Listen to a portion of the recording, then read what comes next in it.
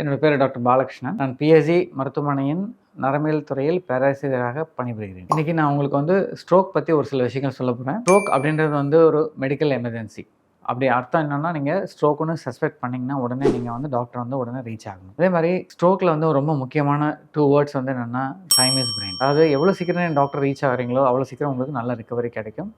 அதே மாதிரி time is equal to recovery also. அதே மாதிரி ஸ்ட்ரோக்கில் பார்த்தீங்க அப்படின்னா எப்படி நீங்கள் ஐடென்டிஃபை பண்ணுறது அப்படின்றதுக்கு 2 ஸ்லோகன்ஸ் இருக்குது.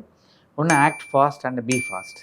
ஸோ பி ஃபாஸ்ட் அப்படின்னா என்னென்னா, ஒரு பேலன்ஸ் இஷ்யூஸ், இல்லை ஐயில் ஏதாவது பிரச்சனை, அதுக்கப்புறம் ஃபேஷியல் ட்ரூப்பிங், அதாவது வாய் கொஞ்சம் கோணைய போகிறது, ஒரு கை வீக்காக இருக்கிறது, அதுக்கப்புறம் பேச்சு கொஞ்சம் கொளறது, இந்த மாதிரி இருந்துச்சுன்னா நீங்கள் உடனே டாக்டர்கிட்ட உடனே ரீச் ஆகணும். அதே மாதிரி நீங்கள் ஸ்ட்ரோக்கை பொறுத்த வரைக்கும் பார்த்தீங்கன்னா, வித்தின் ஒரு 4.5 ஹவர்ஸ்க்குள்ளே வந்தீங்க அப்படின்னா, மூளையில் இருக்கிற ரத்தக்குழாயில் அடைப்பு அந்த மாதிரி இருந்துச்சுன்னா அதை கரைக்கிறதுக்கு ஒரு இன்ஜெக்ஷன் இருக்குது. அது போட்டோம்னா ஒரு 60 to 70% ரிகவரி ரொம்ப ஃபாஸ்ட்டாக இருக்கும். அது இல்லாமல் சப்போஸ் கரைக்க முடியலன்னா வித்தின் ஒரு ஃபர்ஸ்ட் 24 ஹவர்ஸ்க்குள்ளே பிரெயினில் கிளாட் இருந்துச்சுன்னா அதை நம்ம ஆஞ்சியோகிராம் மாதிரி பண்ணி அந்த கிளாட்டை நம்ம ரிமூவ் பண்ணலாம். இதில் அதனால் உங்களுக்கு ஸ்ட்ரோக்கு நீங்கள் சஸ்பெக்ட் பண்ணினீங்கன்னா உடனே நீங்கள் டாக்டரை ரீச் ஆகணும். ஸோ அதே மாதிரி ஸ்ட்ரோக்கில் இன்னொரு ரொம்ப முக்கியமான விஷயம் ப்ரிவென்ஷன்.